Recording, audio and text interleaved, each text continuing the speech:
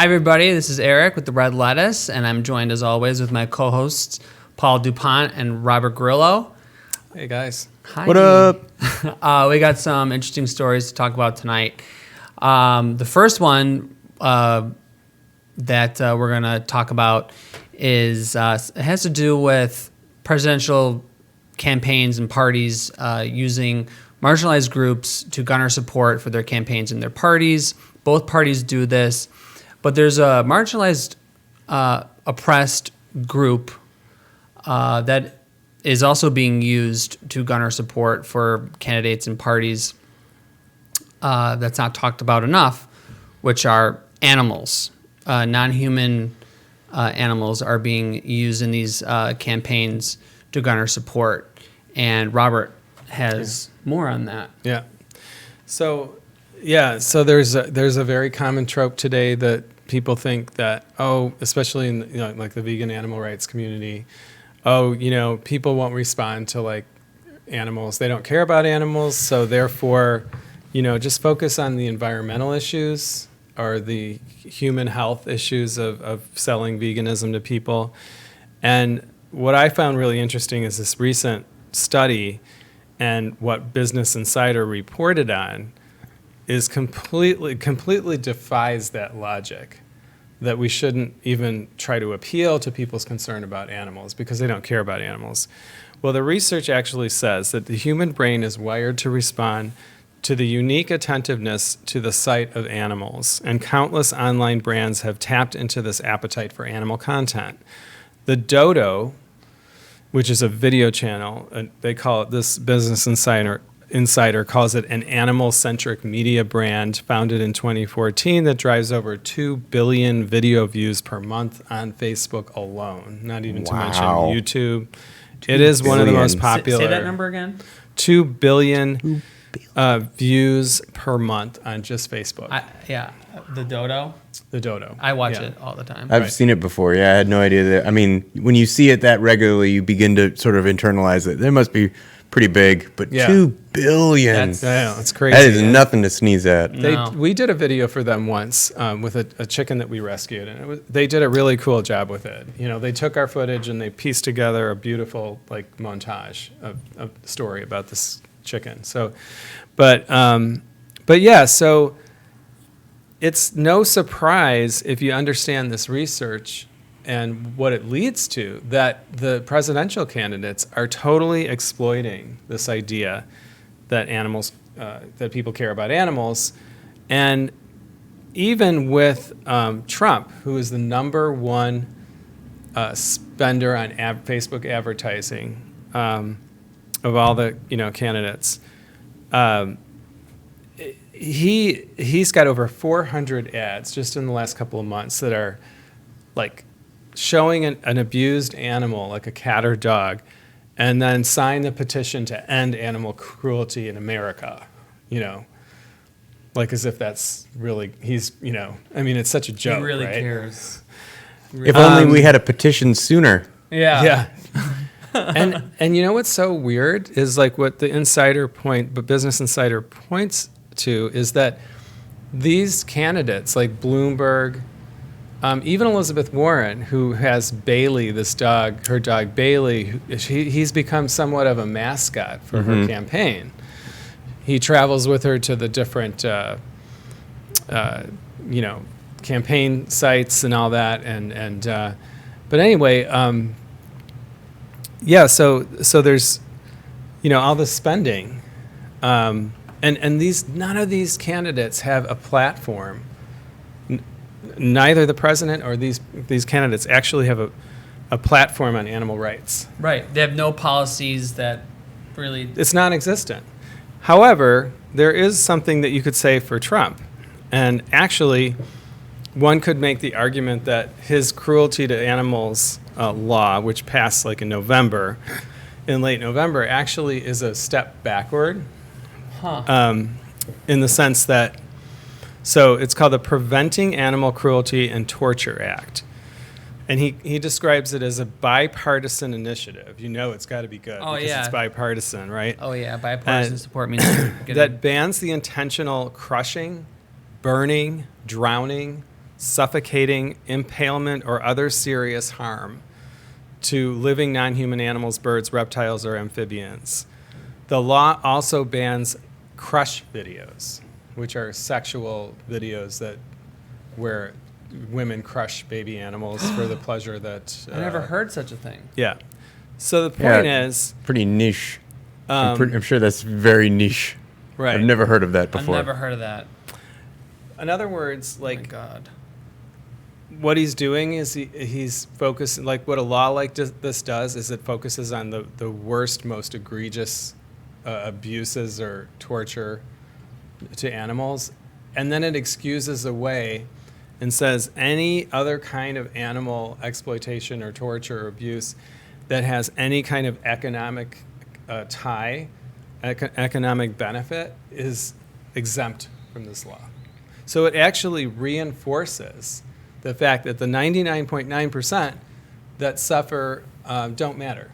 And it's just the 0.1%, the cats and dogs and the crush videos and the most egregious forms of torture, that's considered abuse, but nothing else is. If it has an economic purpose, it doesn't qualify So as if it's like abuse. if it's like a circus has economic impact, right? A circus is making money. It doesn't matter anymore that they're exploiting that elephant or that tiger or lion or whatever. Yeah. Is that basically the thing? As long as you're making money, as long as we can claim that the economy is booming as a result of it, it doesn't matter. Yeah, because the factory economy farms, that's all trumps- cool. Right, the economy trumps everything. Insane. And that's just, whether it's Democrat or Republican, this is a bipartisan bill that Republicans and Democrats passed and voted on. Well, and this is a tried and true sort of political tactic, right? Where you use the most egregious examples of something as the anecdotes in which you prop up the rest of what you're talking about. And when you obfuscate things away from the actual data, right? The actual, okay, what are the numbers of animals that are getting exploited? Probably isn't a great number of this niche porn thing where I guess women are squishing baby animals. I don't think that's where the bulk of animals are dying in our current economy. I don't think that's where the bulk of animals are being exploited or hurt. I think you can find some, and it's a pretty egregious example, but it is being used as a hyperbolic example to be like, we that's solved the abuse. problem, Yeah, but you right. didn't. Exactly. That's exactly what this does. And it reinforces that economic exploitation of anyone is normal and should be completely legal. So anyway, the advertising spend on Facebook with these presidential candidates, including Bloomberg. Bloomberg is the number 2 spender. And he's like doing ads like Bloomberg saves animals. And it's like, the fuck does this billionaire, he doesn't care about saving, he's using ads that like the Humane Society would put out. Mm-hmm. And I guess they see that there's an advantage, like, to appeal to people in a way that makes them more human or something, but they seriously don't give a shit about this issue at all. They have no platform. Yeah, and also this completely excludes factory farm animals, and it also excludes animals that are hunted. Yeah, every case basically that is a normal use of animals, it would be excluded. Yeah, Trump reversed trophy hunting. Right. And didn't he do something with the endangered animals? Like you can also hunt. Yeah, like open season on species that are near extinction, Right? And stuff like that, and top predators, and right. And then did you? It's a hear about massive gift to his sons. Just trying to Right. give him some extra vacations to go trophy hunting Yeah. wherever they were going. Yeah. Yeah, all of his buddies in the trophy hunting business. Mm-hmm. I don't know. Yeah, it's pretty disgusting. It's so gross. It's really disgusting to see it, whether it's Schumer out pheasant hunting and holding up dead pheasants that don't have stand a chance Right. to escape. Whether it's if it's elitist Democrats, it's almost more disgusting to me than if it's a Republican, because I kind of expect it from them because they're idiots. But then, if it's like somebody you think, oh, maybe they have some, concern, like, oh, they're a Democrat, so maybe, they care about issues like that. Right. But then, no, they're just as blind to it sometimes, a lot of times as So, but as just to play Republicans. devil's advocate, though, it's pretty great when Dick Cheney shoots someone in the face going quail hunting, right? Yeah. That's kind of fun. That ends up with a good That's pretty news little. absurd. Yeah, we get the absurd out of that. But yeah, this is that same. Obviously Trump does not care about protecting animals, right? When he's going to allow for expanded open range on certain types of trophy hunting while claiming to be, a champion for animal rights because a couple of corner case, hyperbolic, anecdotal things he gets to put in a bill and say, that's not legal anymore. Yeah. Like this was a scourge on our society that everyone was, up in arms about because women squishing baby chickens. That's a Right. thing that I literally just heard about. Yeah, me that too. Yeah, before crush this videos. hour, I did Right. not know existed. Oh, yeah. Me either. And by the way, bestiality is still legal. As long as it improves the bottom line of agribusiness, right? It's unreal. It's unbelievable. So nauseating. Anyway, that's so that. nauseating. Hooray, welcome to America. Cue the national anthem. Da, da, da, da, da. Wah. Moving on. Yeah. Yeah, so moving on to our next story.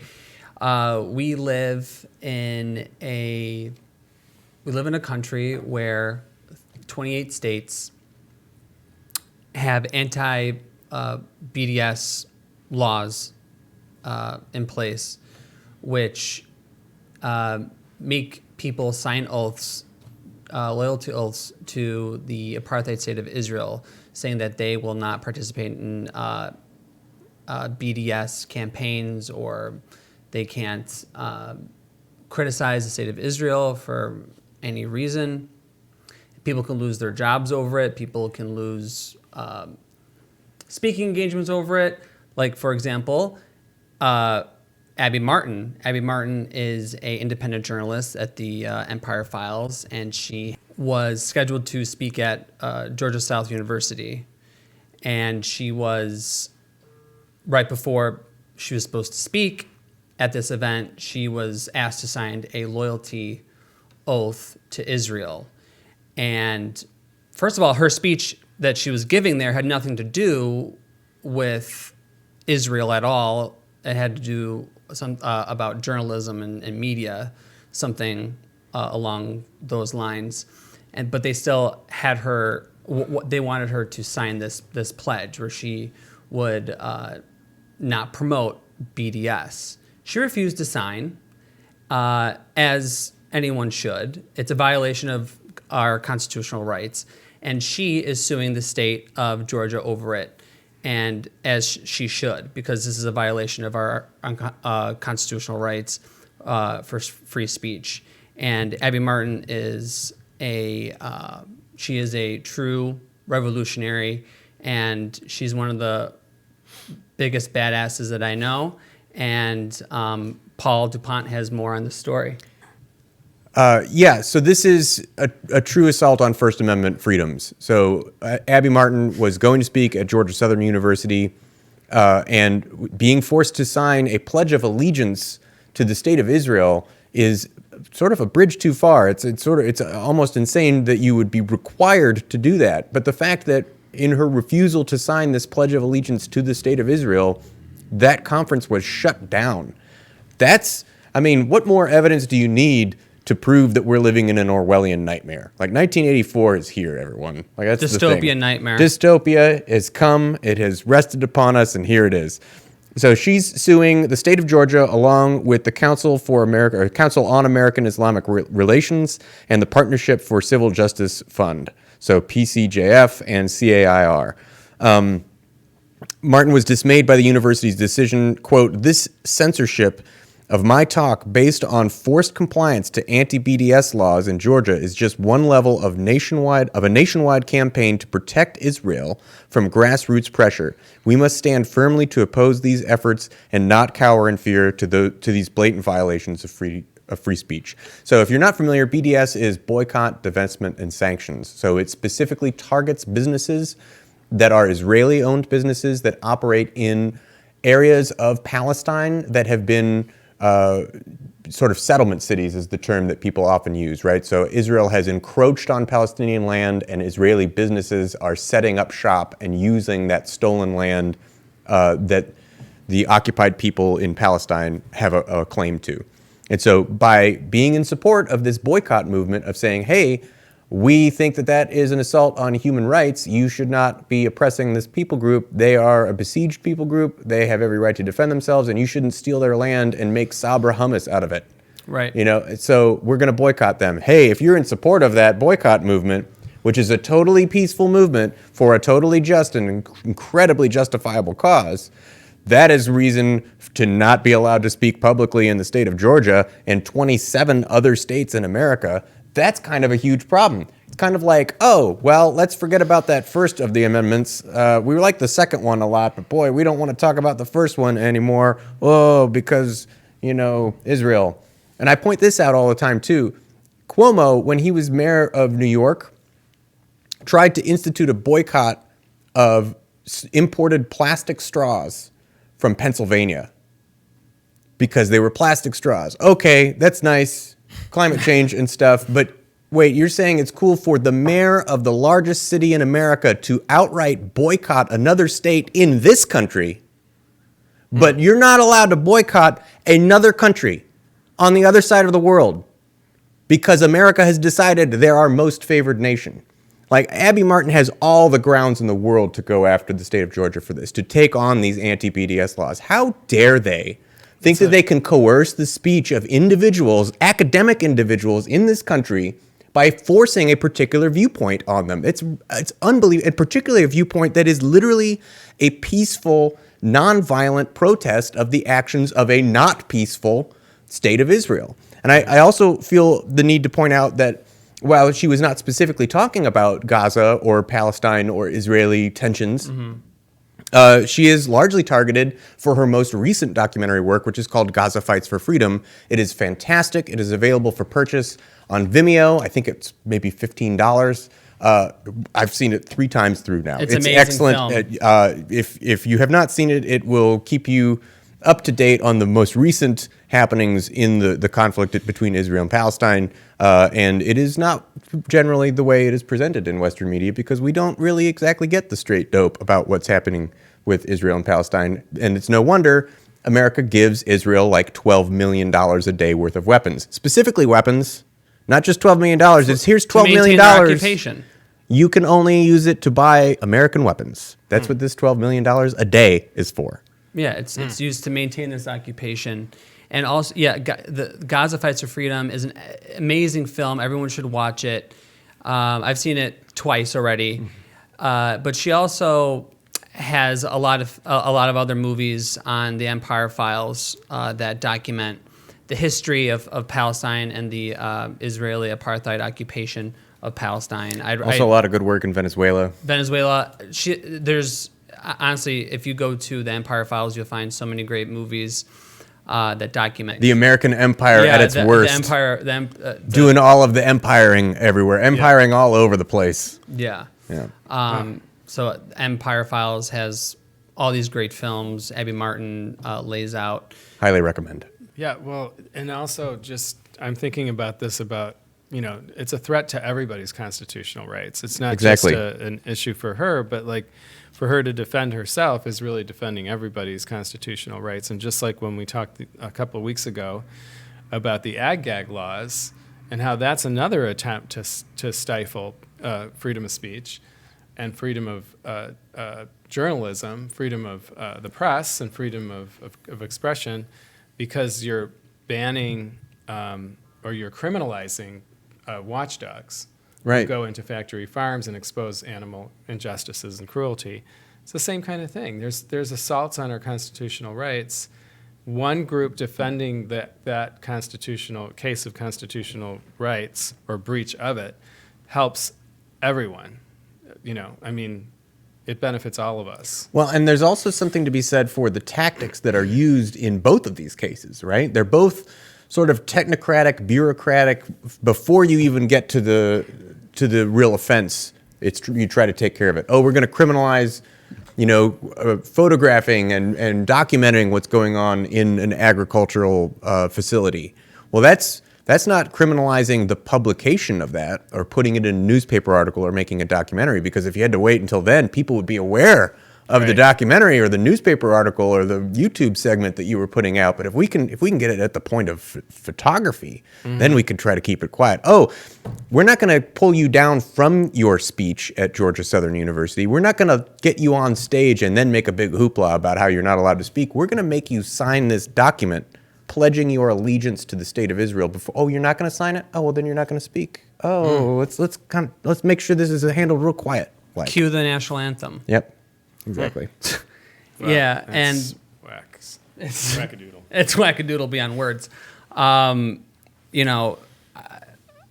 Martin has centered her entire career challenging U.S. empire and standing with all the oppressed people of the world. And if there's anyone that's going to win this fight, it's Abby Martin. Abby Martin, like I said, has her entire career challenged U.S. empire, and she did it through her films. Now she's doing it in the courtroom, and she's an example. She sets an example for revolutionaries.